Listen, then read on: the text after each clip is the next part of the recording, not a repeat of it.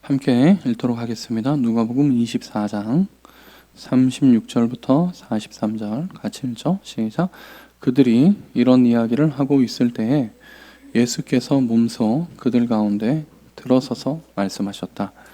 너희에게 평화가 있어라. 그들은 놀라고 무서움에 사로잡혀서 유령을 보고 있는 줄로 생각하였다. 예수께서는 그들에게 말씀하셨다. 어찌하여 너희는 당황하느냐? 어찌하여 마음에 의심을 품느냐? 내 손과 내 발을 보아라. 바로 나다. 나를 만져보아라.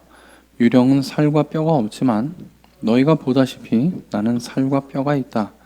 이렇게 말씀하시고 그는 손과 발을 그들에게 보이셨다. 그들은 너무 기뻐서 아직도 믿지 못하고 놀라워하고 있는데 예수께서 그들에게 말씀하셨다. 여기에 먹을 것이 좀 있느냐? 그래서 그들이 예수께 구운 물고기 한 토막을 드렸다. 예수께서 받아서 그들 앞에서 잡수셨다. 아멘. 이제 우리는 누가복음의 마지막 부분에 이르렀습니다. 다른 복음서와 마찬가지로 누가복음의 결론은 예수 그리스도의 죽음과 부활이었습니다.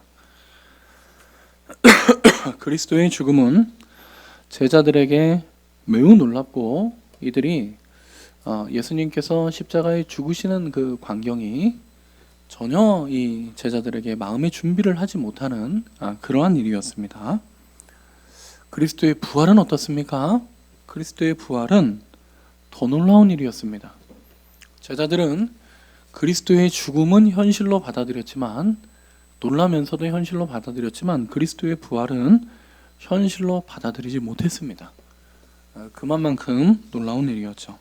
그리고 이 두 사건은 우리가 그동안 말씀을 나누며 상고했던 바와 같이 이 그리스도의 죽음과 부활은 우리 모든 사람들의 인생 본연의 질문을 우리에게 던지고 있는 것입니다.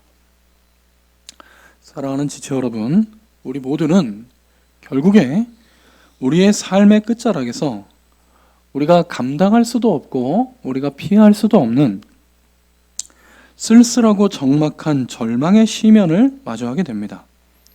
이 인생의 마지막, 누구나 보아야 하는 이 인생의 끝자락은 우리에게 돈이나 권력을 요구하지 않습니다. 현대사회의 사람들은 우리의 이성의 범위를 뛰어넘는 성경의 기록들, 예수 그리스도의 죽음과 부활과 같은 이 성육신과 같은 이러한 기적들을 말하자면 기적이라는 그 말로 무시합니다. 그러나 모든 인생에는 기적이 필요합니다. 만일 성경에 이와 같이 놀라운 약속이 없었다면 사실 우리는 성경을 믿을 필요가 없습니다. 성경은 우리가 기대하고 우리가 상상을 할 수 없는 그 이상을 우리에게 보이고 보증하고 약속하고 있습니다. 그 이유가 무엇입니까?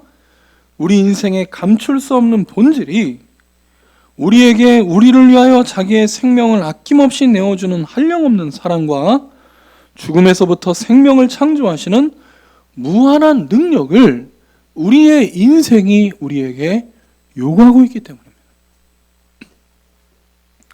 우리는 앞서 누가복음 24장 1절부터 35절까지 24장 초반부의 말씀을 통하여 그리스도의 죽음과 부활의 메시지를 상고했습니다. 이미 말씀을 나눈 것처럼 예수님의 죽음은 예수님의 제자들을 감당할 수 없는, 주체할 수 없는 슬픔 가운데로 이끌었습니다. 예수님의 죽음이라는 이 현실은 방금 말씀드린 바와 같이 모든 사람들이 결국에 경험할 수밖에 없는 삶의 근본적인 모순과 조화하는 것입니다. 예수님께서는 당신의 거룩하심과 관련하여 단 한 번도 제자들을 실망시킨 적이 없으셨습니다. 엠마오 마을로 내려가던 주 제자가 예수님에 대해서 무엇이라 고백하였죠? 그들은 예수님께 그들의 모든 소망을 다 두었다 하고 말하였습니다. 예수님께서는 단 한 번도 그의 제자들에게 죄와 허물을 본 적이 없습니다. 그래서 제자들은 예수님에게 예수님과 뜻이 다르고 예수님과 가는 목적이 달랐을 때는 있었지만 단 한 번도 예수 그리스도에게 죄의 흔적을 발견하지 못했습니다.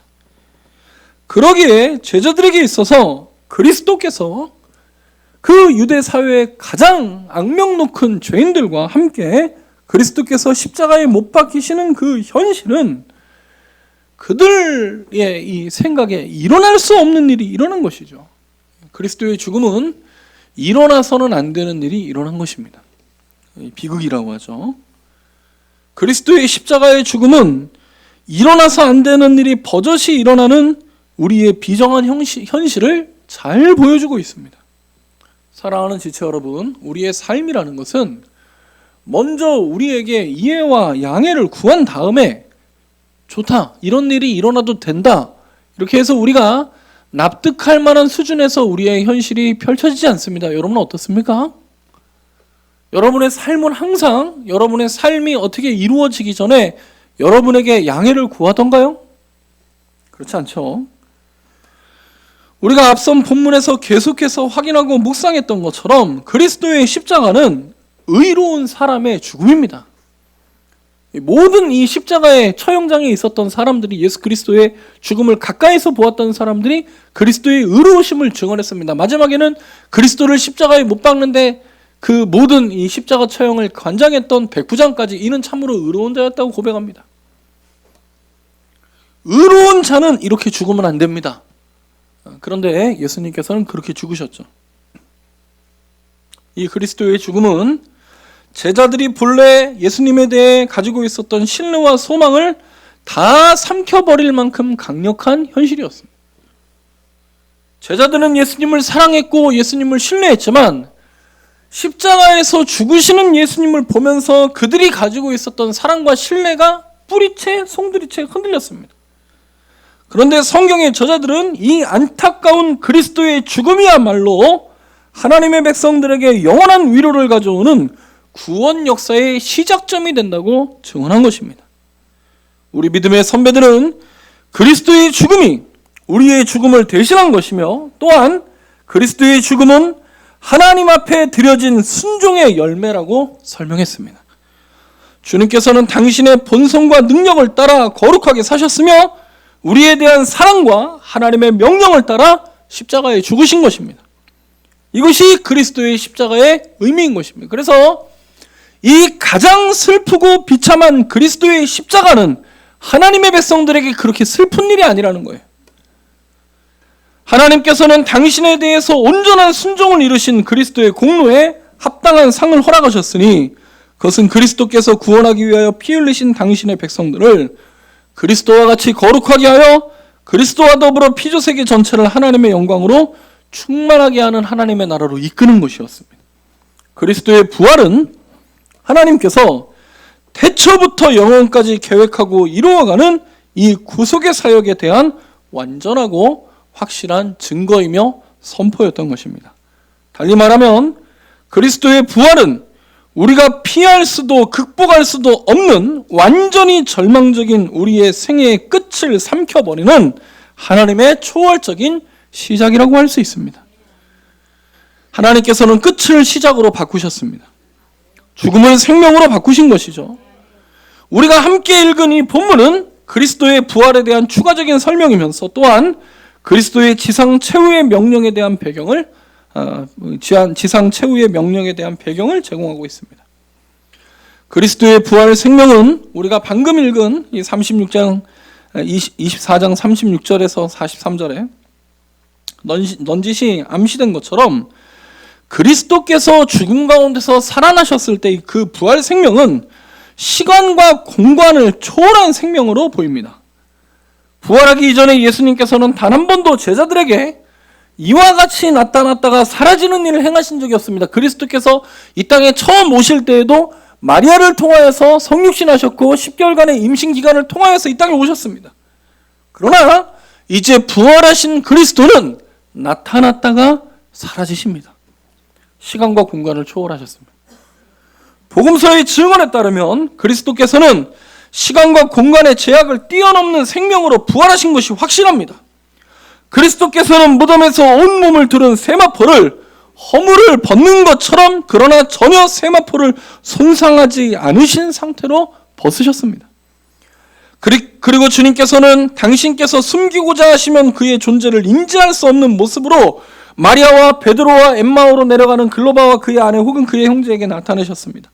그뿐만이 아니라 주님께서는 당신을 나타내고자 하시면 어느 때 어느 곳에든지 스스로를 나타내시고 당신을 감추고자 하시면 어느 때 어느 곳에서든지 당신을 감추셨습니다.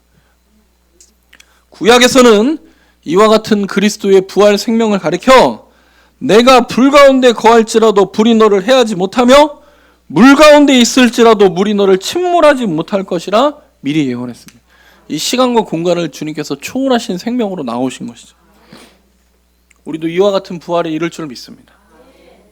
하지만 제자들은 아직 그리스도의 부활을 온전히 받아들이지 못하고 있습니다. 몇 차례나 미리 나타내셨고 당신의 부활을 죽음 전에도 이미 예고하시고 부활하신 이후에도 몇 차례나 당신의 제자들에게 개별적으로 주님께서 당신의 부활체를 나타내셨지만, 그리고 이제 제자들이 모여서 이야기하고 있을 때 그들에게 나타나셨지만 41절에 보니까 그들은 예수 그리스도의 부활을 아직도 믿지 못했다고 합니다. 보면서도 믿지 못했습니다. 그들은 부활하신 예수님과 함께 있지만 이것이 현실감이 없었고 그리스도의 부활이 무엇을 의미하는지 도무지 이해하지 못하고 있었다는 말입니다. 기뻤지만 이거를 받아들이지 못하고 있어요. 마치 우리가 꿈을 꾸는 것이 아닌가, 혹은 이 앞에 나타난 그리스도, 이분이 유령이 아닌가 이렇게 생각했다고 합니다. 그러므로 그 놀라우신 주님께서는 시공을 초월하시는 부활체로 부활하신 주님께서 제자들에게 무엇이라고 하시죠? 먹을 것이 없느냐 말씀하십니다. 여기에 먹을 것이 없느냐. 부활하신 그리스도는 시간과 공간을 초월하시되 그분은 유령이 아니라 여전히 육신을 가지고 계심을, 그래서 그 제자들과 함께 음식을 드시며 당신이 여전히 우리와 같은 인간의 본성을 가지신 분임을 확증하셨습니다. 같이 드셨습니다. 사랑하는 지체 여러분, 오늘 이 본문에서 말하고 있는 이 모습을 생각해 보십시오. 시간과 공간을 초월하는 부활 생명으로 부활하신 주님께서 제자들에게 여기에 먹을 것이 없느냐 물으시고 그들과 함께 구운 물고기를 함께 드시고 계십니다. 이것이 어떤 일입니까? 무엇을 하고 계십니까? 부활해서 죽음 가운데서 부활하신 예수님께서 제자들 가운데 나타나셔서 그들과 함께 식사를 하고 계십니다. 제자들은 예수님의 죽음을 결코 바라지 않았습니다. 그러나 그들은 그들의 눈앞에서 예수님께서 죽으시는 모습을 보고 예수님의 죽음을 받아들이지 않을 수 없었습니다. 죽으셨구나. 바라지 않았습니다. 예수님께서 이렇게 십자가에 죽는 것을 제자들은 그 누구도 바라지 않았습니다. 그러나 그리스도께서 십자가에 죽으셨을 때 그들은 이 죽음을 받아들였다고요. 그래서 낙심했습니다.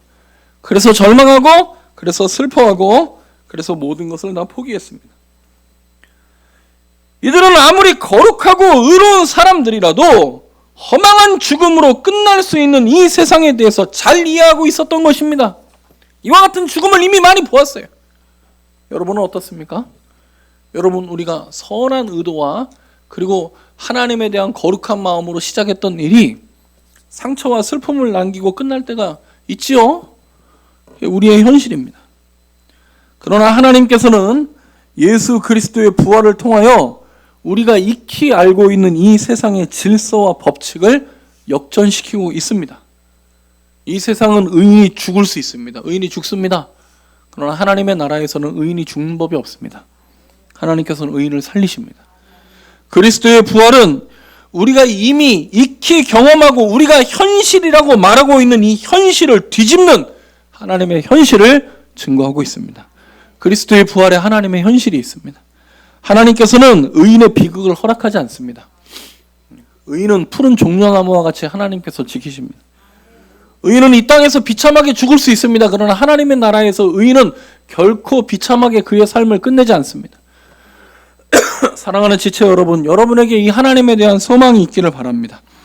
이 세상은 의인을 미워하고 박해하고 죽이지만 하나님께서는 이 세상의 모든 권세자들이 막을 수 없는 당신의 은혜와 축복을 그의 백성들에게 반드시 내리워 주십니다. 부활은 이 하나님의 약속에 대한 보증입니다. 보라는 거예요. 주님께서는 그들과 함께 음식을 나누어 드심으로 이 하나님의 약속의 실현을 확증하고 계십니다. 사랑하는 지체 여러분, 하나님께서 장차 이 그리스도 예수 안에서 우리에게 허락하실 세상은 우리가 지금 이 땅에서 생각하는 가장 놀라운 일이 가장 평범하고 일상적인 일이 되어 있을 것입니다. 우리가 생각할 때 가장 놀라운 일이 하나님의 나라에서는 가장 일반적인 일입니다. 밥 먹는 것처럼 일반적입니다. 우리가 이 땅에서 받은 그 어떠한 놀라운 하나님의 축복과 은혜도 하나님의 나라가 완성되어 이 땅에 이를 때는 천국에서는 우리가 이 세상에서 가장 크다고 하는 것이 가장 작은 것이 되어 있을 것입니다. 바로 이 새로운 현실에 대한 이 암시가 그리스도께서 지상생의 마지막의 말씀과 명령을 주시는 배경을 이루고 있는 것입니다. 자, 이제 주님께서는 이와 같은 부활체를 나타내시고 그들과 함께 식사를 하시며 이제 이들에게 마지막 말씀과 명령을 내리고 계십니다. 자, 44절부터 읽어보겠습니다. 44절부터 48절까지는 읽겠습니다. 44절부터 48절 같이 읽죠. 시작. 예수께서 그들에게 말씀하셨다. 내가 전에 너희와 함께 있을 때 너희에게 말하기를 모세의 율법과 예언서와 시편에 나를 두고 기록한 모든 일이 반드시 이루어져야 한다고 하였다. 그때 예수께서는 성경을 깨닫게 하시려고 그들의 마음을 열어주시고 그들에게 말씀하셨다. 이렇게 기록되어 있다. 곧 그리스도는 고난을 겪으시고 사흘째 되는 날에 사람들 가운데서 살아나실 것이며 그의 이름으로 죄사함을 받게 하는 회개가 모든 민족에게 전파될 것이다 하였다. 예루살렘에부터 시작하여 너희는 이 일의 증인이다. 아멘. 주님께서 이 땅을 떠나가시기 전에 마지막으로 주신 교훈은 다름 아닌 예수 그리스도 당신에 관한 것이었습니다. 46절과 47절에 주님께서 성경에 이와 같이 당신에 대해서 기록하여 있다. 그렇죠? 46절 이렇게 기록되어 있다. 그리스도는 고난을 겪으시고 사흘째 되는 날에 죽은 사람들 가운데 살아나시고 그의 이름으로 죄사함을 받게 하는 회개가 모든 민족에게 전파될. 여러분, 이와 똑같은 구약의 말씀은 없습니다. 그러나 주님께서는 구약의 어떤 본문도 지금 주님께서 이 46절과 47절에 말씀하신 이 교훈을 벗어나지 않는다는 것이 예수님의 말씀입니다. 예수님의 이 성경 해석입니다. 예수님께서는 선지자들과 모세와 예언서와 시편에 나를 두고 기록한 일이 모두 다 이루어져야 한다. 이걸 가리키시고 이 46절과 47절의 이 모든 구약의 성경이 결국 지금 제자들이 보고 있는 그리스도의 죽음과 부활과 승천에 대해서 기록했다고 가르쳐 주셨습니다. 유대인들은 모세의 율법과 예언서와 시편을 열심히 배웠지만 이들은 모든 구약 성경이 지향하고 가리키고 가르치는 예수 그리스도를 대적함으로 그들이 그렇게 자랑했던 하나님의 말씀이 결국 이들이 그렇게 스스로 자랑했던 하나님의 말씀을 정면으로 거스르고 배반하게 된 것이죠. 유대인들은 다시 말하면 하나님의 아들이 이 땅에 오사 고난을 받으시고 죽으시고 다시 살아나시고 그의 이름으로 죄사함을 받게 하는 회개가 모든 민족에게 전파되는데 관심이 없었습니다. 그 이유를 알 수도 없었고 알고 싶지도 않았습니다. 그러나 이제 제자들은 이 일의 증인이 되었습니다. 48절에 너희는 이 일의 증인이라. 부활하신 그리스도께서는 지금 그리스도께서 말씀하신 이 교훈과 약속을 그리스도 예수 안에서 하나님께서 무엇을 이루시는지, 왜 예수님께서 이 땅에 오셨고 왜 예수님께서 죽으셨고 예수님께서 왜 살아나셨는지를 알게 되었다는 거예요. 이 교훈과 약속을 그들의 마음과 중심에 새겼습니다. 너희는 이 일의 증인이라. 이들은 그리스도께서 유다 나라의 부흥을 위해서 오신 것이 아니라 인류의 근본 문제 곧 죄와 사망의 권세를 깨뜨리기 위해 이 땅에 오신 하나님의 나라의 약속의 성취자이심을 알게 된 것입니다. 예수님께서 이 땅에 오신 이유가 무엇인지 알았어요. 왜 죽으셨는지 이제 알게 됐어요. 죽음 가운데서 주님께서 부활하사 모든 사망에 사로잡힌 자에게 어떤 위로를 주시는지 알게 되었어요. 인생의 근본적인 문제를 다 안고 사는 이 인류에게 하나님께서 예수 그리스도를 통하여 주시는 해답이 무엇인지를 발견했습니다. 이들은 이 일의 증인입니다. 49절부터 53절 같이 읽어보겠습니다. 49절부터 53절 같이 읽죠. 시작. 보아라, 나는 내 아버지께서 약속하신 것을 너희에게 보낸다. 그러므로 너희는 위로부터 오는 능력을 입을 때까지 이 성에 머물러 있어라. 그리고 예수께서는 그들을 밖으로 베다니까지 데리고 가서 손을 들어 그들을 축복하셨다. 그들을 축복하시는 가운데 그들에게서 떠나 하늘로 올라가셨다. 그들은 예수께 경배하고 크게 기뻐하면서 예루살렘으로 돌아가서 하나님을 찬양하면서 날마다 성전에서 지냈다. 아멘. 자, 누가복음의 결론이 무엇입니까?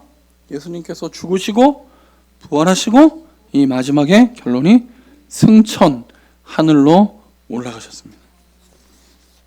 이것이 누가복음의 끝입니다. 예수님께서 이 땅에 오심으로 시작하셨다가 이제 예수님께서 이 땅을 떠나가심으로 누가복음이 끝납니다. 그리스도께서 이 땅에 오신 이유는 죽으시고 부활하신 이후에 이 땅에 영원히 거하기 위해서 오시지 않았습니다. 그리스도께서 이 땅에 오신 이유는 그리스도의 삶과 죽음과 부활과 그의 사역에 증인을 남기기 위해서 오셨어요. 증인을 남기셨죠? 그리고 떠나십니다. 그러므로 우리는 여기서 기독교, 곧 예수 그리스도의 십자가 위에 세워진 교회 공동체의 기초석을 발견할 수 있습니다. 예수님께서는 부활하신 다음에 교회를 세워야겠다. 그리고 그 부활체를 이리저리 이동하시며 내가 이렇게 부활했으니까 나를 밀어라 이렇게 하지 않으셨습니다.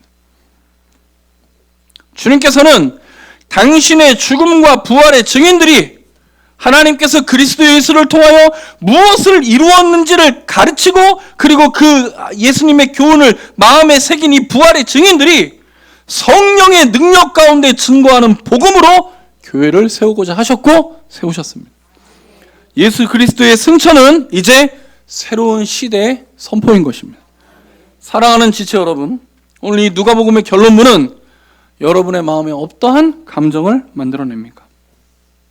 혹 이 예수 그리스도의 승천이 우리의 마음에 아쉬움을 남기지는 않습니까? 왜 예수님께서는 승천하셨지요? 여러분, 이 누가복음을 우리가 앞에서부터 지금 쭉 보지 않았습니까? 예수 그리스도의 이 땅에 오심, 그가 갈릴리로 가셔서 사역하셨고, 그리고 그리스도께서 예루살렘으로 오셔서 십자가에 죽으시고 부활하시고 그리고 승천한, 여러분 이 각각의 예수님께서 행하신 그 하나의 그 모든 이 스테이지마다 우리에게 질문이 생깁니다. 이 땅에 왜 오셨죠? 마리아에게서? 왜 갈릴리로 가셨죠? 왜 십자가에 죽으셨죠? 왜 부활하셨죠? 마지막 질문도 마찬가지입니다. 이 예수님의 마지막 사역도 우리에게 큰 질문을 남깁니다. 왜 떠나가시나요? 이제 다 이루었다 말씀하신 주님께서, 죽음의 권세를 이기시는 이 주님께서, 시간과 공간을 초월하여 존재하시고 역사하시는 이 그리스도께서 지금 우리와 함께 하신다면 현재 우리가 가지고 있는 모든 신앙적인 고민이 다 한 번에 해결될 것 같지 않습니까? 뭐하러 여러분 우리가 전도하러 다니겠습니까? 예수님께서 부활체를 가지고 시간과 공간을 초월하셔서 우리가 저 사람에게 복음 전하고 싶습니다. 여러분 뭐 고민할 게 있습니까? 부활하신 예수님께서 오셔서 손에 못자국 보여주면 예수님께서 이 땅에 오셨다는 건 증명되는 거 아닙니까? 여러분 그 기독교의 기초는 예수님께서 역사적으로 이 땅에 오셨고 역사적으로 죽으셨고 역사적으로 부활하셨고 이것을 아는데 기독교의 그 기초가 있는 것이 아닙니다. 기독교의 기초는 그리스도께서 이 땅에 오셨다는 것이 아니라 왜 오셨냐는 거예요. 그래서 이 복음서의 저자들이 우리에게 계속 질문하게 하는, 왜 오셨습니까? 왜 죽으셨습니까? 왜 부활하셨습니까? 그리고 왜 승천하셨습니까? 베드로가 예수님의 죽음에 맞서 반대한 것처럼 그리스도의 승천에 심정적으로 공감하지 못하는 지체들이 많습니다. 십자가를 지기 위해서 예루살렘으로 향하는 예수님을 베드로가 말렸죠. 왜 십자가를 지려 합니까? 오늘 우리도 하늘로 떠나가신 예수님, 승천하신 예수님에 대해 예수님을 마음으로 붙드는 자들이 많아요. 왜 올라가신 것입니까? 이 땅에 계시지. 만일 여러분에게 이 예수님의 승천에 대한 아쉬움이 있다면, 사랑하는 지체 여러분, 과연 여러분 안에 그리스도를 통하여 하나님께서 우리에게 주신 하나님의 이 새로운 언약, 새 언약이 우리의 마음 깊이 새겨져 있는지를 점검하셔야 합니다. 그리고 위로부터 오는 능력을 입기 위하여 기도하십시오. 너희는 이 일의 증인이다. 49절에 뭐라고 했습니까? 나는 아버지께서 약속하신 것을 너희에게 보낸다. 그러므로 너희는 위로부터 오는 능력을 입을 때까지 이 성에 머물러 있어라. 성령의 충만함을 구하십시오. 많은 사람들이 부활하신 그리스도가 지금 여기에 함께 있는 것, 이것을 좋아합니다. 예수님께서 부활하셔가지고 그 창자국과 못자국을 보여주면서 이렇게, 그래서 여러분 어떤 이런 기독교의 한 교파 같은 데는 이런 것들을 막 수집합니다. 이게 예수님께서 죽으실 때 뭐 입었던 그 세마포다, 이런 거 여러분 뭐 전시되고 그러지 않습니까? 다 쓸데없는 짓입니다. 예수님께서는요, 부활하신 자신의 육체도 이 땅에 남기시지 않았어요. 하늘로 올라가셨습니다. 시공을 초월하시는 주님께서 그 시공을 초월하시는 하늘로 올라가신, 하늘 어딘가에 계신다는 게 아니라 이 시간과 공간의 제약을 뛰어넘어 우리를 떠나가셨다는 거예요. 많은 사람들이 부활하신 그리스도를 앞세워 손쉽게 사람들의 인정과 항복을 받아내고자 하지만, 성경은 우리에게 그리스도의 증인이 되어라 하는 사명과 사역을 주고 있습니다. 사랑하는 지체 여러분, 오늘 우리에게 허락된 사명은 사람들에게 여기에 부활하신 그리스도의 신체가 있다 하는 것을 보이는 것이 아니라 그리스도의 죽음과 부활의 증인된, 왜 예수님께서 이 땅에 오셨는지, 무엇 때문에 죽으셨는지, 그리스도의 부활과 승천이 무엇을 의미하는지를 증거하는 것이 우리의 사명입니다. 사랑하는 지체 여러분, 예수님의 성육신, 그의 사역들, 그의 죽음, 그의 부활, 그리고 그의 승천, 이것이 누가복음 전체의 도식입니다. 그렇죠? 예수님께서 이 땅에 오시고 그가 사역하시고 죽으시고 부활하시고 승천, 이것이 누가복음 전체의 개요입니다. 여러분, 이 전체적인 도식을 그려보십시오. 예수님의 성육신은 놀라운 일이었습니다. 근데 그의 사역은 더 놀라운 일이었죠. 그의 죽음은 더욱 놀라운 일이었습니다. 예수님의 부활 역시 놀라운 일이었던 것처럼 놀라운 일이었고, 그리고 그리스도의 승천 역시 우리의 기대와 예상을 무한히 뛰어넘는 사건입니다. 그러니까 이 누가는 우리에게 계속 놀라운 일을 증거하고 있는 거예요. 그리스도께서 이 땅에 오심. 그래서 신학자들은 이것을 그리스도의 비화와 그리스도의 승기로 나누어서 설명하지만, 이것을 전체적으로 보는 것이 더 좋습니다. 그리스도께서 행하신 이 모든 일들이 점점 놀라워집니다. 여러분, 그럼 가장 놀라운 게 뭐겠어요? 그리스도께서 이 땅에 오심, 그리스도께서 이 땅에서 사역하신 거, 그리고 그리스도의 죽으심, 부활, 점점 놀라운 일이 나타나죠? 가장 놀라운 일은 그리스도께서 승천하신 다음에 있는 일들입니다. 언제 있는 일들이에요? 지금 우리가 살아가는 이 시대가 가장 놀라운 시대예요. 복음 전도의 시대예요. 어떤 사람들은 그러니까 이 누가복음 이런 거 읽으면서 이게 누가가 지금 무엇을 말하는지를 종잡지를 못해요. 그래서 다 읽고 나서 무슨 얘기를 하냐면, 야, 나도 갈릴리에 갔으면 좋겠다. 여러분, 예수님께서 갈릴리에서 사역한 시대보다 이 예수님께서 지금 승천하신 이 이후의 시대가 더 놀라운, 이 이후의 시대는 어떤 시대입니까? 하늘로부터 성령이 임하는 시대예요.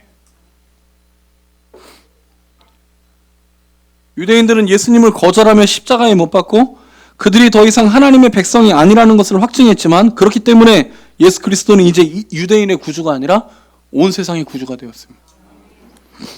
이 복음 전도의 시대는 그리스도의 성육신과 죽음과 부활, 그리고 승천과 마찬가지로 놀라우신 하나님의 역사를 이루어 갈 것입니다. 이것을 누가가 이 다음 누가복음 이후에 썼던 사도행전에서 이 승천 이후의 놀라운 일을 쓰고 있는 거예요. 사도행전이에요. 사랑하는 지체 여러분, 하나님께서 우리에게 명령하시고 약속하신 증인의 삶은 우리가 처음과 끝을 쉽게 예상할 수 있는 당연함으로 이루어지지 않습니다. 주님께서는 우리에게 놀라운 사명을 약속하시고 보증하셨습니다. 하늘로부터 임하는 하늘의 능력과 성령의 체험을 약속하셨습니다. 우리는 부활하신 예수님의 육체를 사람들에게 보이며 예수님의 부활을 증거하지 않습니다. 우리는 우리를 위해 십자가에 죽으시고 또한 부활하신 그 예수 그리스도의 죽음과 부활이 증거하는 하나님의 사랑과 하나님의 능력과 하나님의 영원한 계획을 선포하며 그리스도의 이름을 증거함으로 복음을 전합니다. 이것은 불가능해 보이는 사명입니다. 마치 그리스도께서 이 땅에 오신 것처럼, 그리스도께서 갈릴리에서 그 사역을 하신 것처럼, 죽으시고 부활하시고 승천하신 것처럼 하나님께서 오늘 저와 여러분에게 맡겨주신 이 사명도 놀라운 사명입니다. 놀랍다는 말은 불가능해 보인다는 뜻입니다. 이게 되겠습니까? 정말 이 강팍한 사람들에게 여러분, 우리가 그리스도 예수의 십자가의 복음을 전하면 되겠습니까? 그래도 사람들이 주님 앞에 돌아오겠습니까? 여러분, 우리 동네에도 큰 이단들이 몇 개 있습니다. 여러분, 이 사람들이 그 동네에서 포교하고 그런 거 보셨죠? 큰 화면 같은 데다 어디 지역 가가지고 기도할 때 안진뱅이 일어나고, 여러분 이런 거 보여주지 않습니까? 여러분 그게 다 뭐예요? 믿음이 없는 거예요. 어떤 믿음이 없는 거예요? 사람들에게 예수 그리스도를 통하여 우리에게 보이시는 하나님의 사랑과 능력과 영원하신 계획을 말해서는 사람들이 절대 예수님을 안 믿는다는 믿음을 보이는 거예요. 그러나 성경의 증언과 교회의 역사는 이 놀라운 일이 실현되었고 실현되고 있고 앞으로도 실현될 것임을 증언하는 것입니다. 심지어 예수님께서 이 땅에 계시며 수많은 병자를 고치셨을 때보다 이 복음은 예수님께서 승천하신 이후에 그 연약한 제자들에게, 예수님께서 십자가를 칠 때 다 도망쳤던 이 제자들에게 이 복음이 맡겨졌는데, 이 증인들이 각 나라와 민족과 세계 가운데, 열방 가운데 하나님의 복음을 전했습니다. 그리고 그들이 예수님께로 돌아왔습니다. 이 놀라운 일이 어떻게 이루어졌죠? 성령께서 하늘로부터 임하셔서 각 사람에게 전해진 말씀에 감동하시고 역사하심으로 이루어졌습니다. 사랑하는 지체 여러분, 우리 역시 이 놀라운 믿음과 성령의 역사에 우리가 참여할 수 있기를 원합니다. 이 세상이 우리에게 오늘도 부와 명예와 권세를 자랑할 때 우리는 우리 안에, 또한 우리를 통해, 또한 우리 위에 하늘로부터 임하셔서 일하시는 성령의 능력과 하나님의 말씀을 증거하고 나타내 보일 수 있기를 원합니다. 이 놀라운 시대에 이와 같이 믿음으로 참여한 이후에 어떤 세대가 열리겠어요? 이보다 더 놀라운 시대가 마지막으로 우리에게 남겨져 있습니다. 이 놀라운 시대에 우리가 믿음으로 참여하면 이제 이 이후에 있을 이 마지막 가장 놀라운 시대, 재림의 시대, 영원한 영광과 훼손치 않는 기쁨의 나라에서 주님과 함께 온 세상을 다스리는 그 시대에 우리가 참여하게 되는 것입니다. 사랑하는 지체 여러분, 오늘 여러분은 이 놀라운 시대와 이 놀라운 역사에 참여하는 자들입니까? 오늘 여러분은 위로부터 임하는 능력을 경험한 자들입니까? 그리고 이 위로부터 임하는 성령의 역사에 의하여 사람이 변화되는 것을 정말로 믿고 경험하고, 그리고 우리 안에 이 성령의 역사가 살아있는 자들입니까? 그렇다면 여러분은 이제 가장 놀라운 시대를 눈앞에 두고 있음을 기억하십시오. 이 시대가 다 지나고 나면 우리 앞에 가장 놀라운 시대를 하나님께서 여실 것이고, 이 시대 가운데 믿음으로 살아간 당신의 백성들, 이 시대 가운데 말씀과 성령에 사로잡혀 살아갔던 그 주님의 백성들을 그 놀라운 시대의 왕과 그 놀라운 시대의 통치자로 삼으셔서 이 땅을 다스리게 하실 것입니다. 우리에게 이와 같은 은혜가 있기를 바랍니다.